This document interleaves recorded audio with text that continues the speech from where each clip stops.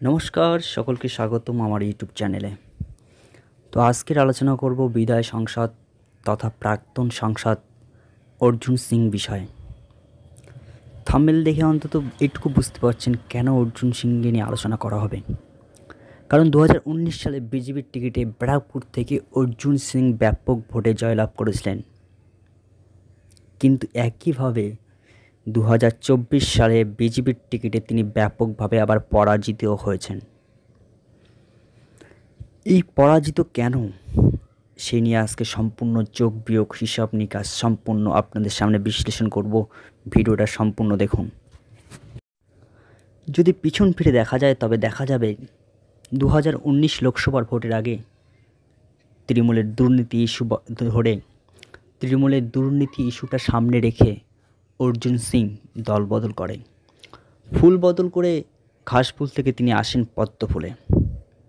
পদ্মফুলে সেই সময় ব্যারাকপুর খুব মজবুত সংগঠন ছিল না, কিন্তু অর্জুন সিং আসার পরে সেই জায়গাটাকে মজবুত করেছে। কোন উপায়ে? যে অর্জুন সিং ঘাসফুলের লোক, ঘাসফুলের কোথায় ঘাঁটি আছে সেটা ঠিক জানে, কি করতে হবে সেটাও তিনি জানেন।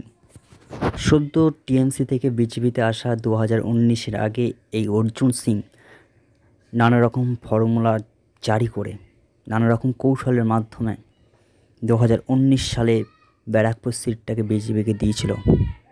কিন্তু অবশেষে দেখা গেল কি 2021 সালে যখন বিধানসভা লড়াই হচ্ছে, ঠিক সেই সময় বিজেপি জয় জয়কার নিয়ে একটা হাওয়া ওঠে, আর সেই হাওয়াটা কিন্তু কোনো কার্যকরী হয়নি। বিজেপি শেষ পর্যন্ত 2021 সালে তার বিধানসভায় লিড দিতে পারেনি, সংখ্যাগরিষ্ঠতা পায়নি। ফলস্বরূপ কি দেখা গেছে, টিএমসি থেকে বিজেপিতে আসা অনেক নেতা কিন্তু সেই মুহূর্তে চলে গেছেন, কিন্তু অর্জুন সিং টিকেছিলেন, মাঠে দাঁড়িয়ে লড়াই করেছিলেন।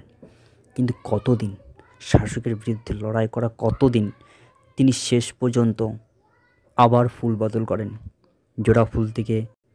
ঠিক এভাবেই 2024 সাল পর্যন্ত চলতে থাকে, ঠিক যত সময় না প্রার্থী ঘোষণা হয়। কিন্তু যখনই তৃণমূলের প্রার্থী ঘোষণা হয়, লোকসভার প্রার্থী ঘোষণা হয়, সেখানে অর্জুন সিংয়ের নাম না পেয়ে অর্জুন সিং প্রার্থী না হয়ে সরাসরি বিজেপিতে চলে যান। আর বিজেপিতে যাওয়ার সাথে সাথে বিজেপি 2019-এর মতনই তাকে বিনা বিবেচনায়, বিনা ভাবনায়, বিনা বিচারে টিকিটটা দিয়ে দেন। শেষমেশ আমরা দেখি 2024 সালে লোকসভা নির্বাচনে ব্যারাকপুরে বিজেপির ভরাডুবি হয়। আর এই ভরাডুবির অন্যতম একটি কারণ হলো সাধারণ মানুষ দল বদলুকে কিন্তু বেছে নিতে পারেননি। অন্য নেতাদের ক্ষেত্রে তুলনা করবেন না।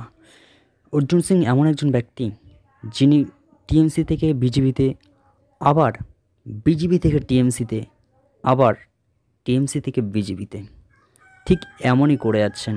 আর ঠিক এই ব্যাপারটা কিন্তু সাধারণ মানুষ দেখতে পারেনি বা মেনে নিতে পারেননি।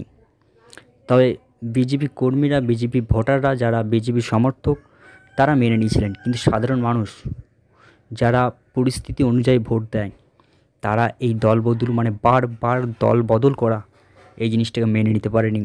আর তার ফলটাই আমরা 2024 সালে ব্যারাকপুর সিটটা বিজেপির হাত থেকে চলে যায়।